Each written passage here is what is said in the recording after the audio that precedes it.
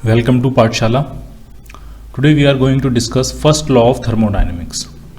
तो ये जो फर्स्ट लॉ है थर्मोडायनेमिक्स का, इसका नाम है the first law of thermodynamics. ठीक, ये बेसिकली एक एनर्जी कंजर्वेशन का एक स्टेटमेंट है। तो इसमें क्या है, अगर कोई थर्मोडायनेमिक सिस्टम है, ठीक है, एक आइडियल गैस है जो कि किसी चैम्बर में बंद है, एक पिस्टन है जो कि मूव कर सकती है। अगर इस सिस्टम को, इस थर्मोडायनेमिक सिस्टम को अगर हमने कुछ हीट सप्लाई की है डेल्टा क्यू, तो इस हीट सप्लाई जो हमने की है उसका कुछ हिस्सा वो सिस्टम यूज़ कर सकता है अपनी इंटरनल एनर्जी बढ़ाने में, और रिमेनिंग पार्ट को यूज़ कर सकता है इस पिस्टन के थ्रू वर्क करने में। सिस्टम जो है वो सराउंडिंग पे क्या कर देगा, वर्क कर देगा। इस पिस्टन को पुश कर रहा होगा, यहाँ पे प्रेशर लग रहा होगा, गैस का प्रेशर होगा, और इस प्रेशर की वजह से अगर ये पिस्टन कुछ आगे शिफ्ट हो जाती है, मान लीजिए आगे शिफ्ट हो जाती है डेल्टा एक्स, प्रेशर कितना लग रहा था, पी प्रेशर लग रहा था, तो सिस्टम ने सराउंडिंग पे कुछ वर्क कर दिया। सिस्टम जिस डायरेक्शन में फोर्स लगा रहा है उसी डायरेक्शन में डिस्प्लेसमेंट हो गया, इसलिए सिस्टम का वर्क डन क्या हो गया, पॉजिटिव हो गया। ठीक है, तो first law of thermodynamics simply एक एनर्जी कंजर्वेशन का स्टेटमेंट है। वो ये कहता है कि अगर आप किसी सिस्टम को कुछ एनर्जी दे रहे हो डेल्टा क्यू, तो उस एनर्जी का कुछ हिस्सा सिस्टम यूज़ कर सकता है अपनी इंटरनल एनर्जी में बढ़ाने में, और कुछ हिस्सा यूज़ कर सकता है वर्क करने में, work done by the system on the surrounding. ठीक है, मैं ये कह रहा हूँ कर सकता है, जरूरी नहीं करे। ठीक है, ऐसा भी हो सकता है कि आपने जितनी हीट दी वो पूरी हीट यूज़ कर ले अपनी इंटरनल एनर्जी बढ़ाने में, कोई वर्क ना करे। या ऐसा भी हो सकता है जितनी हीट दी आपने सिस्टम को वो पूरी हीट यूज़ कर ले वर्क करने में, अपनी इंटरनल एनर्जी बिल्कुल भी ना बढ़ाए। और ऐसा होता भी है। आइसोकोरिक प्रोसेस में वॉल्यूम कांस्टेंट रहता है, यानी पिस्टन जो है ये मूव नहीं कर सकती आइसोकोरिक प्रोसेस में। तो जब पिस्टन मूव नहीं कर सकती तो वर्क डन बाई सिस्टम क्या होता है, जीरो। वर्क डन जीरो है, इसका मतलब आइसोकोरिक प्रोसेस में आप जितनी भी हीट सिस्टम को दोगे वो सारी की सारी अपनी इंटरनल एनर्जी को बढ़ाने में वो सिस्टम यूज़ कर लेगा। ठीक, इसी तरह से एक प्रोसेस होती है आइसोथर्मल प्रोसेस। आइसोथर्मल प्रोसेस में टेम्परेचर इंक्रीज नहीं करता है, टेम्परेचर कांस्टेंट रहता है, और अगर टेम्परेचर नहीं बढ़ेगा तो इंटरनल एनर्जी नहीं बढ़ेगी, क्योंकि इंटरनल एनर्जी सिर्फ और सिर्फ टेम्परेचर का फंक्शन होती है। इसका मतलब आइसोथर्मल प्रोसेस में जितनी भी हीट आप सिस्टम को दोगे वो पूरी हीट यूज़ कर लेगा सिस्टम वर्क करने में, work done by the system on the surrounding. ठीक है, तो सिस्टम के पास दो ऑप्शन है, जितनी हीट मिली है उसका कुछ हिस्सा वो इंटरनल एनर्जी को इंक्रीज करने में खर्च कर सकता है, और रिमेनिंग पार्ट वो वर्क डन करने में खर्च कर सकता है। अब ये प्रोसेस टू प्रोसेस वेरी करेगा कि उस टोटल हीट का कितना फ्रैक्शन इंटरनल एनर्जी में गया और कितना फ्रैक्शन वर्क में गया। पूरी एनर्जी इंटरनल एनर्जी में जा सकती है और पूरी एनर्जी वर्क में भी जा सकती है। क्लियर? तो ये जो है ये स्टेटमेंट है the first law of thermodynamics. ठीक है, अब जरा इसमें तीन टर्म आए, इन तीन टर्मों का मतलब और विद साइन कन्वेंशन समझ लेते हैं। डेल्टा यू कब पॉजिटिव कब नेगेटिव होगा, वर्क डन कब पॉजिटिव कब नेगेटिव होगा, डेल्टा क्यू कब पॉजिटिव कब नेगेटिव होगा। ठीक, तो सबसे पहले देखते हैं डेल्टा क्यू सबसे पहले देखते हैं। यह है आपका जो पहला टर्म है, यह है heat transfer. Heat transfer to the system.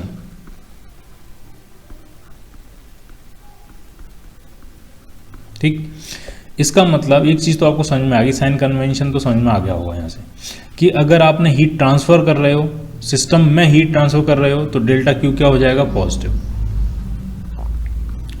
और सिस्टम में से हीट एक्सट्रैक्ट कर रहे हो तो डेल्टा क्यू क्या हो जाएगा, निगेटिव। Simple sign convention. अगर सिस्टम के अंदर हीट ट्रांसफर कर रहे हो तो डेल्टा क्यू क्या होगा, पॉजिटिव, और सिस्टम से हीट एक्सट्रैक्ट कर रहे हो तो डेल्टा क्यू क्या हो जाएगा, नेगेटिव। क्लियर? डेल्टा क्यू का एक्सप्रेशन क्या होता है, तो डेल्टा क्यू का जो एक्सप्रेशन होता है वो होता है n C delta T. N आपके हैं नंबर ऑफ मोल्स, सी जो है वो है मोलर हीट कैपेसिटी, और डेल्टा टी क्या है, increase in temperature, change in temperature. Delta T हमेशा क्या होगा आपको, फाइनल माइनस इनिशियल।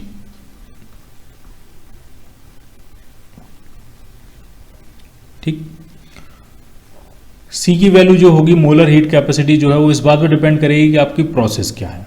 ठीक है, आइसोबारिक प्रोसेस है तो सी की वैल्यू कुछ और आती है, सी पी कहते हैं उसको। आइसोकोरिक प्रोसेस के लिए सी वी आती है, आइसोथर्मल प्रोसेस के लिए सी इन्फिनाइट होता है। एडियाबैटिक के लिए C 0 होता है। और भी कोई जनरल प्रोसेस है तो मैंने आपको बताया था जनरल अगर प्रोसेस है PV2x is equal to constant, एक जनरल प्रोसेस है, इसको हम कहते हैं पॉलीट्रॉपिक प्रोसेस। तो उसके लिए जो C आता है वो आता है CV प्लस R/1 - x। ठीक, x की जो वैल्यू है वो यहाँ पुट करते जाओ और आपको C मिलता जाएगा। ठीक है, तो डेल्टा Q की वैल्यू ये होती है। ये बात एकदम क्लियर है आपको? ठीक है, अब जरा दूसरा टर्म है उसको देखते हैं, डेल्टा U। डेल्टा U जो है वो चेंज इन इंटरनल एनर्जी है और वो किसके बराबर होता है? तो वो हमने देखा था कि प्रोसेस आपकी कोई भी हो, डेल्टा U हमेशा कितना होता है? NCV डेल्टा T के बराबर। डेल्टा U जो है वो स्टेट फंक्शन है।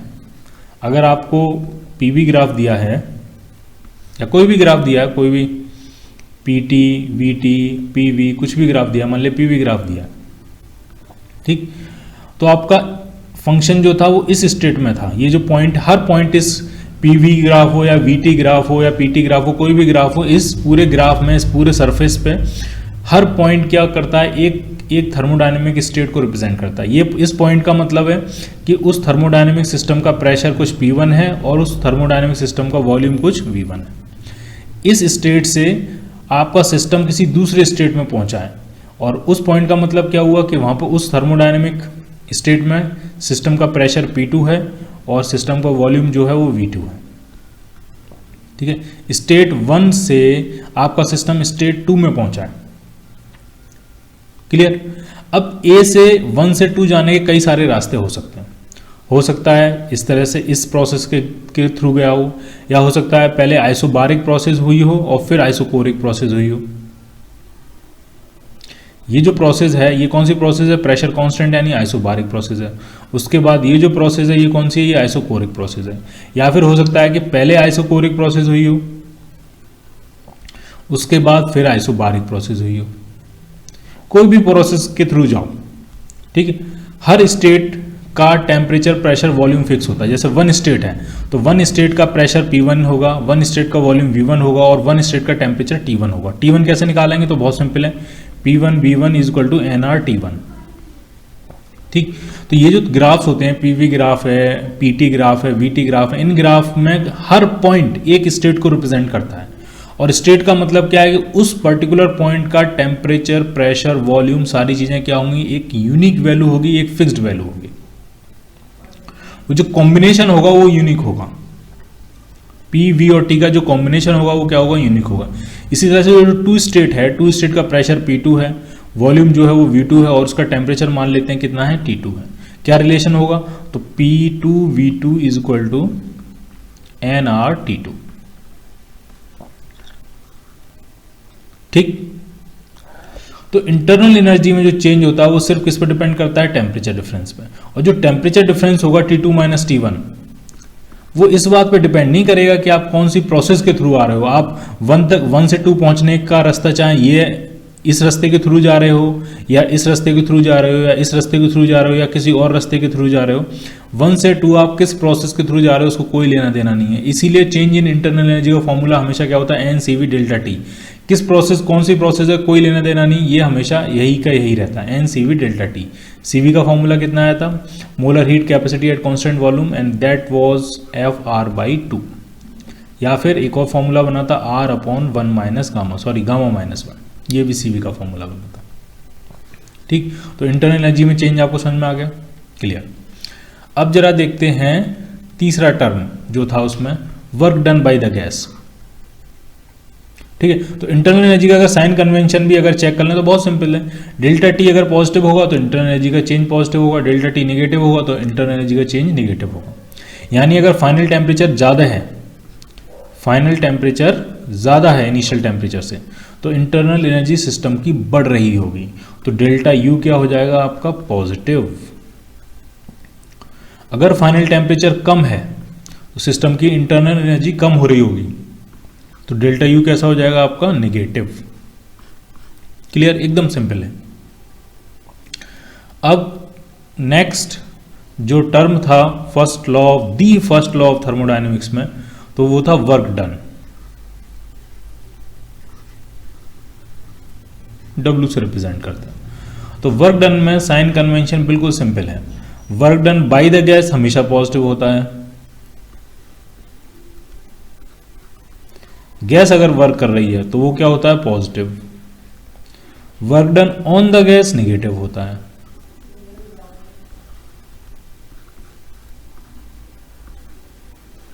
ठीक, अब आप ढंग से समझो। मान लिया ये क्वेश्चन थी delta Q is equal to delta U plus W. अब किसी क्वेश्चन में आपको दिया था हीट सप्लाई दी थी आपको 100 जूल्स और कह दिया कि increase in internal energy 120 joule है और पूछा बताओ वर्क डन बाई गैस कितना है। तो वर्क डन बाई गैस आप निकालोगे यहाँ से तो वो कितना आ जाएगा, 100 माइनस 120 तो माइनस 20 जूल आ जाएगा। तो आपने वर्क डन बाई गैस निकाला माइनस 20 जूल, ठीक, लेकिन वो पॉजिटिव कहाँ आया, वो तो निगेटिव आ गया। तो निगेटिव का मतलब ये हुआ कि work done by the gas नहीं हुआ, work done on the gas हो गया। ठीक है, तो जब आप work done on the gas लिखोगे तो उसको आप लिख सकते हो 20 जूल। ठीक, अगर जरा भी कंफ्यूजन है तो फिर से समझ लो आप इसको, सारी चीज आपको फिर से बता देता हूं। ये जो वर्क डन होता है W, जो कि आपके फर्स्ट लॉ में था delta Q is equal to delta U plus W। अगर वर्क डन पॉजिटिव आ रहा है तो समझ लेना work done by the gas हुआ है। ठीक, अगर वर्क डन नेगेटिव आ रहा है तो समझ लेना work done on the gas हुआ है। इसका मतलब जब भी work done on the gas होगा तो उसको हम नेगेटिव से डोनेट करेंगे, जब भी work done by the gas होगा उसको हम पॉजिटिव से डोनेट करेंगे। ठीक है, अब इसका एक्सप्रेशन क्या होगा वर्क डन का, तो वो आप समझो। तो अगर हम अपने सिस्टम को फिर से बनाएं,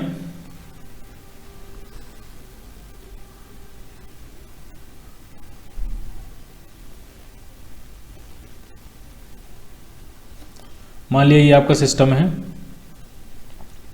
इसके अंदर आइडियल गैस है और आइडियल गैस का प्रेशर इस इंस्टेंट पे इस स्टेट में P है, P प्रेशर है, पिस्टन का एरिया मान लेते हैं A है। तो आइडियल गैस यहां पे प्रेशर लगा रही होगी P, ठीक है, और इस प्रेशर की वजह से कुछ फोर्स लग रहा होगा, फोर्स कितना होगा, प्रेशर इनटू एरिया, और ये पिस्टन थोड़ा सा डिस्प्लेसमेंट लेती है dx, वेरी स्मॉल डिस्प्लेसमेंट, इतना स्मॉल डिस्प्लेसमेंट है कि स्मॉल डिस्प्लेसमेंट में इस प्रेशर में कोई अप्रिशिएबल चेंज नहीं आ रहा। तो जो work done by the gas हुआ वो हो जाएगा आपका इंटीग्रेशन P dV, या आप इसको एकदम डायरेक्ट में समझो, ड्राइव ही कर लेते हैं। अभी जो गैस ने वर्क किया है तो उसको हम dW कह देते हैं, work done by the gas dW। dW क्या होता है, force into displacement.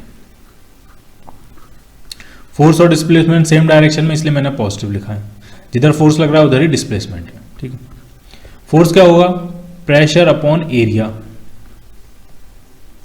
Into displacement dx, clear. ठीक है, sorry, pressure into area, force क्या होगा आपका, pressure into area into displacement dx। ठीक है, अब आप ये बताओ जो A इंटू dx है ये क्या होगा, जब ये पिस्टन dx पीछे मूव कर जाएगी तो एरिया इंटू dx तो ये वॉल्यूम हो गया ना, और ये क्या होगा, इसको नाम रखेंगे हम dv, क्योंकि ये क्या इंक्रीज इन वॉल्यूम है। पहले वॉल्यूम ये था v, गैस का वॉल्यूम ये था v, अब जब पिस्टन dx पीछे शिफ्ट कर जाएगी तो अब गैस का वॉल्यूम बढ़ के कितना हो गया, v प्लस dv, तो ये है आपका इंक्रीज इन वॉल्यूम। तो a इंटू dx को आप क्या लिख सकते हो, dv, p इंटू dv। तो ये हो गया work done by the gas dW। तो अगर टोटल वर्क डन फाइंड करना है work done by the gas, तो इसी को हम क्या कर देंगे, इंटीग्रेट। तो जनरल फॉर्मूला आपका ये आता है, इंटीग्रेशन P dV। प्रोसेस कोई भी हो, जनरल फॉर्मूला यही लगेगा, और यहाँ से फिर हम आगे जो भी वेरिएबल्स हैं, जो भी इसमें हमें चेंजेस करने हैं, मॉडिफिकेशन करने हैं, वो करके हम अपना रिजल्ट फाइंड कर लें। ठीक है, लिमिट्स आपकी इनिशियल वॉल्यूम से फाइनल वॉल्यूम तक। तो ये हो जाएगा work done by the gas. ठीक, अगर ये वैल्यू पॉजिटिव आती है तो work done by the gas है, वो तो हम मान ही रहे हैं, लेकिन अगर ये वैल्यू निगेटिव आती है तो इसका मतलब ये हुआ कि गैस ने वर्क नहीं किया, एक्चुअली गैस पे वर्क हो गया है। ठीक है, निगेटिव आई कैसे वो भी आप समझ लो। गैस तो प्रेशर और फोर्स इधर लगा रही है, लेकिन इधर से कोई पुश करके पिस्टन को अंदर मूव करा दे, इधर से कोई एक्सटर्नल एजेंट पुश करके सिस्टम के ऊपर जो पुशिंग फोर्स लग रहा है, जो सराउंडिंग ने लगाया है, एक्सटर्नल एजेंट ने लगाया, वो उसको पिस्टन को पुश करे और अंदर मूव करा दे। अब आप खुद से समझ लो, गैस फोर्स लगा रही है इस डायरेक्शन में, डिस्प्लेसमेंट हो रहा है इस डायरेक्शन में, फोर्स और डिस्प्लेसमेंट अपोजिट डायरेक्शन में है, तो वर्डन बाय द गैस क्या आ जाएगा, वर्डन बाय द गैस क्या आ जाएगा, अपने आप निगेटिव आ जाएगा। ठीक, तो आप ये समझो अब इसमें फाइनल जो इंपॉर्टेंट बात ये है कि अगर वॉल्यूम बढ़ रहा है, गैस एक्सपेंड कर रही है, गैस क्या कर रही है, एक्सपेंड कर रही है, तो वर्डन बाय द गैस क्या होगा आपका, पॉजिटिव, क्योंकि एक्सपेंड करने का मतलब ये है कि जिधर गैस फोर्स लगा रही है उधर ही डिस्प्लेसमेंट हो रहा है, तो वर्डन बाय द गैस क्या हो जाएगा आपका, पॉजिटिव। ठीक, और वर्डन बाय द सराउंडिंग क्या होगा, या वर्डन ऑन द गैस क्या होगा, वर्डन बाय द एक्सटर्नल एजेंट या वर्डन ऑन द गैस, कुछ भी कह सकते हो आप उसको, वर्डन बाय एक्सटर्नल एजेंट वो क्या होगा, तो वो निगेटिव हो जाएगा, क्योंकि एक्सटर्नल एजेंट अगर फोर्स लगा रहा होगा तो वो इस तरह से लगा रहा होगा, सराउंडिंग से जो फोर्स लग रहा होगा वो इस तरह से लग रहा होगा, और एक्सपेंशन हो रहा है तो डिस्प्लेसमेंट इस तरफ हो रहा है, तो वो निगेटिव हो जाएगा। ठीक, अब दूसरा इंपॉर्टेंट पॉइंट, अगर वॉल्यूम कम हो रहा है, गैस कंप्रेस कर रही है, तो वर्डन बाय द गैस क्या होगा, वर्डन बाय द गैस हो जाएगा निगेटिव, और वर्डन बाय एक्सटर्नल एजेंट क्या हो जाएगा, वो पॉजिटिव हो जाएगा। आपको कोई इसमें ऐसा कुछ कन्वेंशन नहीं है जो आप याद कर रहे हो, सिंपल वर्क की डेफिनेशन है। वर्क जो होता है वो फोर्स इंटू डिस्प्लेसमेंट होता है, फोर्स और डिस्प्लेसमेंट का डॉट प्रोडक्ट होता है। जब ये दोनों वेक्टर सेम डायरेक्शन में होंगे तो वर्डन पॉजिटिव होगा, जब ये दोनों वेक्टर अपोजिट डायरेक्शन में होंगे तो वर्डन नेगेटिव होगा। बस इतना सा आपको समझना है, बाकी ये कुछ याद नहीं करना है कि ये रट्टा मार लो और ये रट्टा मार लो आप। ठीक ठीक है, वो ऑब्वियस सी बात है कि अगर वॉल्यूम बढ़ रहा होगा तो जिधर गैस फोर्स लगा रही है उधर ही डिस्प्लेसमेंट हो रहा होगा, तो वर्डन क्या हो जाएगा, पॉजिटिव हो जाएगा। अगर वॉल्यूम घट रहा होगा तो गैस तो हमेशा बाहर की तरफ फोर्स लगाती है, लेकिन डिस्प्लेसमेंट अंदर की तरफ हो रहा है पिस्टन का, तो वर्डन बाय द गैस क्या हो जाएगा, नेगेटिव हो जाएगा। सिंपल जनरल फॉर्मूला जो चलेगा वर्डन का वो यही चलेगा, integration PdV. Clear, limits V initial से वी फाइनल। अब ये जो इंटीग्रेशन है ये वॉल्यूम के रिस्पेक्ट में, आप इसी इंटीग्रेशन को सिचुएशन के हिसाब से टाइम के रिस्पेक्ट, टेम्परेचर के रिस्पेक्ट में भी कन्वर्ट कर सकते हो। ठीक, दूसरी इक्वेशन जो हम यूज करेंगे वो यूज करेंगे पीवी इक्वल टू एनआरटी, और तीसरी इक्वेशन जो हम यूज करेंगे वो यूज करेंगे जो आपकी प्रोसेस है, प्रोसेस की जो इक्वेशन होती है in general PV to power x equal to constant. तो इन तीन इक्वेशंस की हेल्प से हम वर्क डन फाइंड कर लेंगे। ठीक है, जैसे भी सिचुएशन होगी उस हिसाब से हम इसको सॉल्व कर लेंगे। ठीक है, अब अगर आप एक चीज और समझ लो इसमें कि अगर आपको पीवी ग्राफ दिया है तो वर्क डन कैसे फाइंड करते हैं। आपको किसी प्रोसेस का प्रेशर वॉल्यूम ग्राफ दिया है तो work done by the gas हम कैसे फाइंड करते हैं। उसमें बहुत सिंपल सा है, अगर आप बेसिक डेफिनेशन देखोगे तो बेसिक डेफिनेशन ये थी इंटीग्रेशन पीडीवी। तो ये जो पीडीवी है किससे मैच कर रहा है, ये मैच कर रहा है इंटीग्रेशन वाई डी एक्स, और ये जो होता है ये होता है एरिया अंडर कर्व। मतलब अगर पीवी ग्राफ आपको इस तरह से दिया है, ये इनिशियल स्टेट थी सिस्टम की और ये फाइनल स्टेट है। इनिशियल स्टेट पे जो वॉल्यूम था वो था मान लिया V1, और फाइनल स्टेट पे जो वॉल्यूम था वो मान लिया क्या था, V2 था, और इस तरह से ये हो रहा है। तो पहली बात तो आपको ये समझ में आना चाहिए कि जो प्रोसेस है उस प्रोसेस में गैस एक्सपेंड कर रही है। V1 से गैस कहाँ जा रही है, V2 जा रही है, वॉल्यूम बढ़ रहा है। वॉल्यूम बढ़ रहा है इसका मतलब work done by the gas क्या होगा, पॉजिटिव होगा। क्लियर, ठीक। और होगा कितना, तो सिंपली होता है एरिया अंडर पीवी ग्राफ, यानी इस ग्राफ के अंडर में ये जो एरिया होगा, इंटीग्रेशन पीडीवी का मतलब ही हुआ area under PV graph, area under PV graph. V नीचे होना चाहिए, P आपका ऊपर होना चाहिए। ठीक, तो ये जो एरिया अंडर पीवी ग्राफ होगा यही क्या देगा, आपको वर्क देगा, work done by the gas. और साइन कन्वेंशन कैसे लगाना है, सिंपल सी बात है, वॉल्यूम एक्सपेंड कर रही है, वॉल्यूम का एक्सपेंशन हो रहा है, वॉल्यूम बढ़ रहा है, तो work done by the gas क्या होगा, पॉजिटिव होगा। क्लियर, ठीक है। अब इसमें एक कई बार एक कंफ्यूजन हो जाता है। मान लिया आपको ये ग्राफ दिया है प्रेशर और वॉल्यूम का, ये P है ये V है, और मान लिया गैस जो है वो ये इनिशियल स्टेट है 1 कह देता हूं मैं इसको, और ये फाइनल स्टेट है 2। इस तरह से गैस मूव कर रही है। ठीक, तो इनिशियल स्टेट का मतलब यहाँ पे वॉल्यूम होगा, ये इनिशियल वॉल्यूम होगा V1, फाइनल स्टेट का मतलब ये जो वॉल्यूम होगा वो V2 होगा। और यहाँ से ये साफ पता लग रहा है कि वॉल्यूम कम हो रहा है, यानी गैस कंप्रेस कर रही है। कंप्रेशन का मतलब work done by the gas, अब हम क्या लेंगे, निगेटिव। ठीक है, तो अब आप मुझे ये बताओ आप कौन सा एरिया लोगे, ये वाला एरिया लोगे, कहीं ये वाला तो एरिया नहीं ले लोगे। यहाँ से ऐसे परपेंडिकुलर डाल के और ये वाला एरिया फाइंड कर लो। ठीक है, तो ग्राफ में एक लाइन तो आपकी ग्राफ की लाइन होती है, और जो दूसरी लाइन लेते हैं हम वो वॉल्यूम एक्सिस लेते हैं, ये लाइन। ठीक है, तो कभी ये एरिया नहीं ले लेना है, एरिया अंडर पीवी ग्राफ। ये एरिया कब लिया जाएगा, ये भी समझ लो, ये एरिया कब लिया जाएगा, जब इस तरह से लिखा हो इंटीग्रेशन वी डी पी। अगर ये लिखा है तो ये वाला एरिया होगा। ये वाला एरिया कब होगा, ये वाला एरिया कब होगा, ये एरिया तब होगा जब क्या लिखा हो, इंटीग्रेशन पी डीवी। ठीक, तो इंटीग्रेशन पी डीवी लिखा है तो आपका ये वाला एरिया है, इसमें एक स्ट्रेट लाइन तो होगी आपकी जो ग्राफ है, और दूसरी स्ट्रेट लाइन जो होगी वो कहां, वो क्या होगी, वॉल्यूम एक्सिस। तो ये है integration P dV. Integration V d P लिखा होगा तो हम ये वाला एरिया कंसीडर करेंगे, ये वाला एरिया, जिसमें एक लाइन तो आपकी ग्राफ की लाइन है और दूसरी लाइन क्या है, प्रेशर एक्सिस है। क्लियर, ये आपको समझ में आ गया। ठीक है, तो वॉल्यूम एक्सपेंड कर रहा है तो work done by the gas positive, volume compress कर रहा है तो work done by the gas negative, और फॉर्मूला आपका ये चलेगा इंटीग्रेशन पीडीवी। ठीक, तो अगर आपको पीवी ग्राफ दिया है तो वर्क डन जो होगा वो एरिया अंडर पीवी ग्राफ होगा। कई बार कंफ्यूज करने के लिए ऐसा करते हैं, प्रेशर यहां बना देते हैं और वॉल्यूम यहां बना देते हैं, और कुछ ग्राफ इस तरह से बना देंगे। मान लिया कुछ इस तरह से ग्राफ बना दिया उन्होंने, तो क्या करते हैं बच्चे कि जल्दीबाजी में ये वाला एरिया फाइंड कर लेते हैं, लेकिन हमें ये वाला एरिया नहीं चाहिए। हमें एक हमारी लाइन होनी चाहिए ग्राफ की लाइन, और दूसरा हमारा वॉल्यूम एक्सिस होना चाहिए। तो हमें क्या करना चाहिए था, हमें इससे परपेंडिकुलर यहां ड्रॉ करना चाहिए था इस तरह से, और फिर ये एरिया जो है वो आपको फाइंड करना चाहिए था। ठीक, अब कुछ चीजें और समझ लो आप इसी में।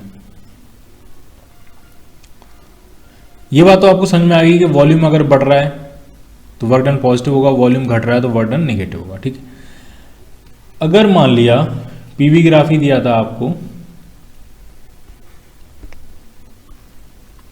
और जो प्रोसेस दिया वो साइक्लिक प्रोसेस दिया है, मतलब गैस जो है वो इस तरह से प्रोसेस जो है वो एग्जीक्यूट कर रही है।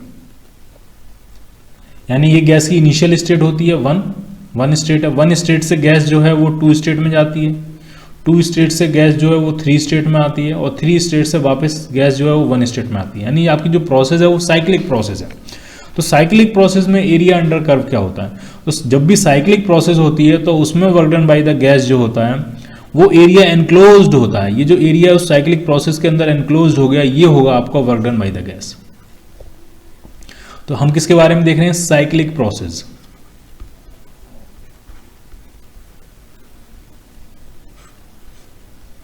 Work done by the gas क्या होगा, एरिया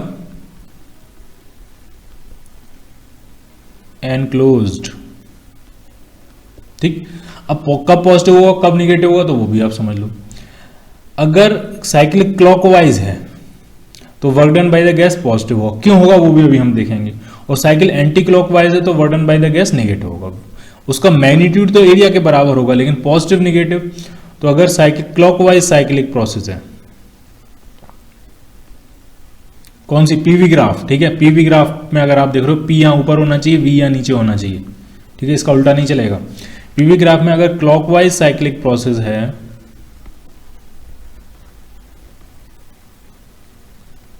तो work done by the gas क्या होगा आपका, पॉजिटिव होगा उस प्रोसेस में। और अगर काउंटर क्लॉकवाइज है या एंटी क्लॉकवाइज है तो work done by the gas आपका क्या होगा, निगेटिव होगा। अरे ऐसा हुआ क्यों, वो भी जरा देख लेते हैं। कोई मुश्किल नहीं है, बहुत सिंपल है। फॉर एग्जाम्पल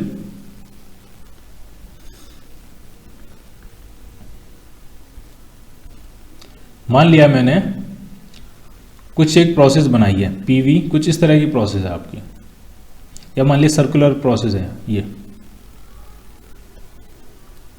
इलिप्टिकल प्रोसेस है। सिस्टम जो है वो स्टेट 1 से स्टेट 2 में जा रहा है, पहले ये स्टेट 2 है, और स्टेट 2 से वापस स्टेट 1 में आ जा रहा है। ठीक है, और ये क्लॉकवाइज साइकिल है और हमें ये बताना है, ये प्रूफ करना है इसमें कि जो नेट वर्क डन पूरी प्रोसेस के दौरान जो net work done by the gas होगा वो क्या होना चाहिए आपका, वो पॉजिटिव होना चाहिए। अब आप जरा इसको ढंग से समझो। तो इसको हम दो पार्ट में देख रहे हैं, हम पहले 1 से 2 में देखेंगे और 2 से वापस 1 में देखेंगे, दो पार्ट में इसको हम देख रहे हैं। तो 1 पे जो वॉल्यूम था वो मान लिया था V1 और 2 पे जो वॉल्यूम हुआ 2 स्टेट में वो हो गया V2। अब देखो जरा, जब 1 से 2 में जा रहे हैं तो गैस क्या कर रही है, एक्सपेंड कर रही है। जब गैस एक्सपेंड कर रही है तो वर्क डन क्या होगा, पॉजिटिव होगा। तो गैस का जो वर्क डन होगा 1 से 2 जाने में वो क्या होगा, वो पॉजिटिव होगा। ठीक, जब 2 से 1 में आएंगे तो गैस क्या कर रही है, कंप्रेस कर रही है, तो जो वर्क डन होगा 2 से वापस 1 में आने में वो निगेटिव होगा।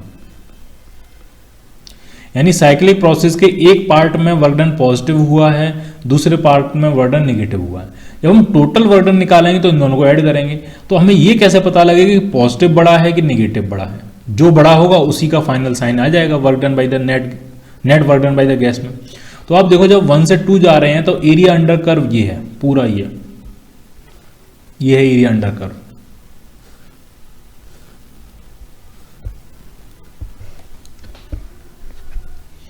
ठीक, 1 से 2 जाने में ये है एरिया अंडर कर्व। ठीक, लेकिन जब हम 2 से वापस बना रहे हैं तब एरिया अंडर कर्व सिर्फ कितना है, तब सिर्फ एरिया अंडर कर्व इतना है आपका ये।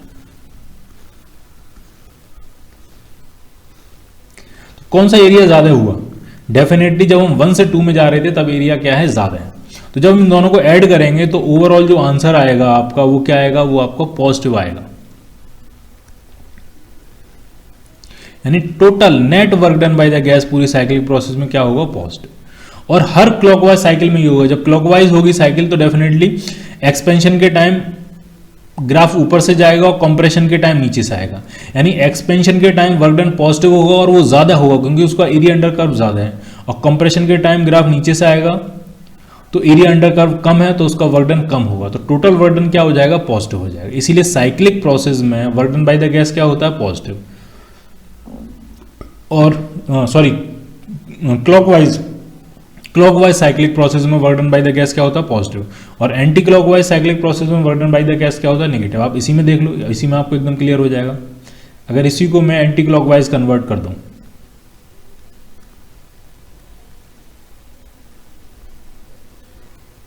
देखो जरा आप इसको, मान ली इसी प्रोसेस को मैंने एंटी क्लॉकवाइज बना दिया इस तरह से।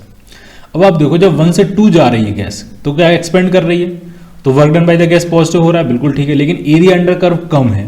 और जब 2 से 1 आ रही है तो कंप्रेस कर रही है, work done by the gas negative होगा, लेकिन एरिया अंडर कर्व ज्यादा है, तो ओवरऑल वर्क डन कैसा हो जाएगा, नेगेटिव हो जाएगा। तो एंटी क्लॉकवाइज प्रोसेस में work done by the gas क्या होता है, नेगेटिव। यानी ओवरऑल गैस वर्क नहीं करती, गैस के ऊपर वर्क कर दिया जाता है एक्सटर्नल एजेंट के द्वारा, सराउंडिंग के द्वारा। लेकिन बस ग्राफ में यहां P होना चाहिए और यहां पे क्या होना चाहिए, V होना चाहिए। क्लियर, ठीक है। अब अगर मान लिया साइक्लिक प्रोसेस नहीं है, इनकम्प्लीट साइकिल है, तो कैसे निकालेंगे वो भी आप समझ लो।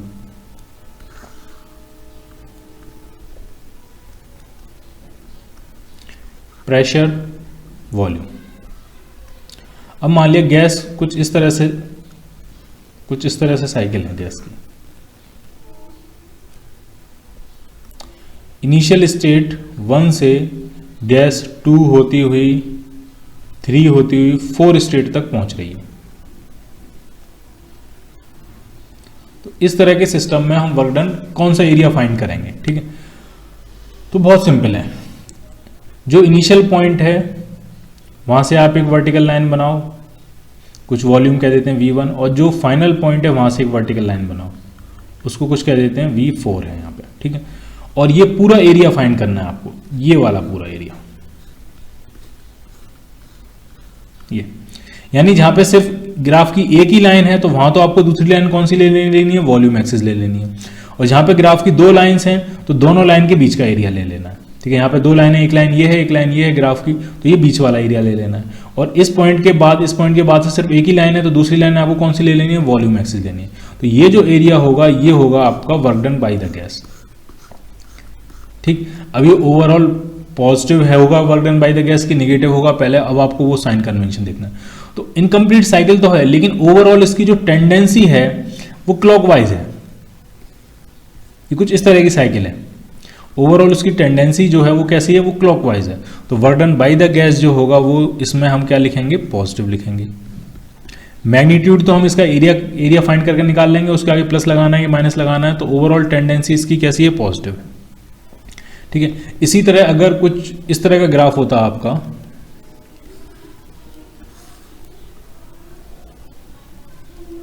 इनकम्प्लीट साइकिल में आपको ओवरऑल टेंडेंसी देखनी है कि ओवरऑल ग्राफ की टेंडेंसी क्लॉकवाइज है कि एंटी क्लॉकवाइज है।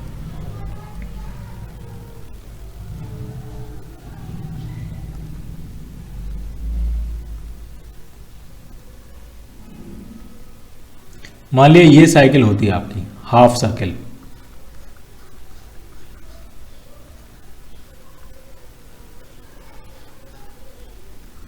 ठीक, ये आपकी हाफ साइकिल होती और ये कुछ इस तरह से होती। इनिशियल और फाइनल वॉल्यूम सेम है, V0, ये इनिशियल स्टेट है, ये आपकी क्या फाइनल स्टेट है। जो इनिशियल वॉल्यूम है वही फाइनल वॉल्यूम है, और साइकिल कुछ इस तरह से। तो इस साइकिल में जो एरिया अंडर कर्व होगा वो कौन सा होगा, वो ये होगा। ये एरिया अंडर कर्व जो है ये वर्क डन के बराबर होगा। लेकिन work done by the gas positive लिखेंगे कि नेगेटिव लिखेंगे, तो अब वो आप समझ लो। यहां से साइकिल का जो सेंस है वो कैसा है, वो एंटी क्लॉकवाइज है। कंप्लीट साइकिल नहीं है, लेकिन जो भी सेंस है वो एंटी क्लॉकवाइज है। इसका मतलब work done by the gas हम इस केस में कैसे लिखेंगे, नेगेटिव लिखेंगे। ठीक, या आप इसको अगर 3 पार्ट्स में ब्रेक करो तो आपको एकदम और चीजें एकदम क्लियर हो जाएंगी। ये 2 पार्ट में इसको ब्रेक कर लिया, इसको 3 पॉइंट कह दिया। अब जरा 1 से लेकर 3 तक देखो, तो 1 से लेकर 3 तक गैस क्या कर रही है, एक्सपेंड कर रही है। तो work done by the gas क्या होगा, पॉजिटिव। और 3 से लेकर 2 तक गैस क्या कर रही है, कंप्रेस कर रही है। तो work done by the gas क्या होगा, नेगेटिव। अब कौन सा ज्यादा होगा, तो एरिया अंडर कर्व देख लो। 1 से लेकर 3 तक अगर हम देखें प्रोसेस, 1 से लेकर 3 तक, तो ये होगा वर्क डन। और 3 से लेकर 2 तक देखें तो ये पूरा वर्क डन होगा। तो निगेटिव वाला वर्क डन जो है वो ज्यादा है। तो आपको बस साइकिल का सेंस देख लेना है। साइकिल का सेंस अगर एंटी क्लॉकवाइज है तो वर्क डन नेगेटिव हो जाएगा, साइकिल का सेंस क्लॉकवाइज है तो वर्क डन पॉजिटिव हो जाएगा। क्लियर। तो ये था आपका first law of thermodynamics, delta Q is equal to delta U plus W। और तीनों टर्म्स हमने अच्छे से डिस्कस किए हैं। डेल्टा Q कितना होता है, कब पॉजिटिव होता है, कब नेगेटिव होता है, इन जनरल प्रोसेस में क्या बनेगा। डेल्टा U के बारे में डिस्कस किया है कि ये प्रोसेस पे बिल्कुल डिपेंड नहीं करता, ये सिर्फ टेम्परेचर पे डिपेंड करता है। ये स्टेट फंक्शन है, एक इनिशियल स्टेट और फाइनल स्टेट पे डिपेंड करता है। ये किस प्रोसेस के थ्रू आप गए उससे बिल्कुल मतलब नहीं है उसको। और वर्क डन हम कैसे निकालते हैं, क्या जनरल फॉर्मूला होता है उसका। अगर ग्राफ दिया है, पीवी ग्राफ दिया है, तो हम वर्क डन कैसे निकालेंगे, कब पॉजिटिव मानेंगे, कब नेगेटिव मानेंगे। तो ये सारी चीज़ें आपको एकदम क्लियर होनी चाहिए।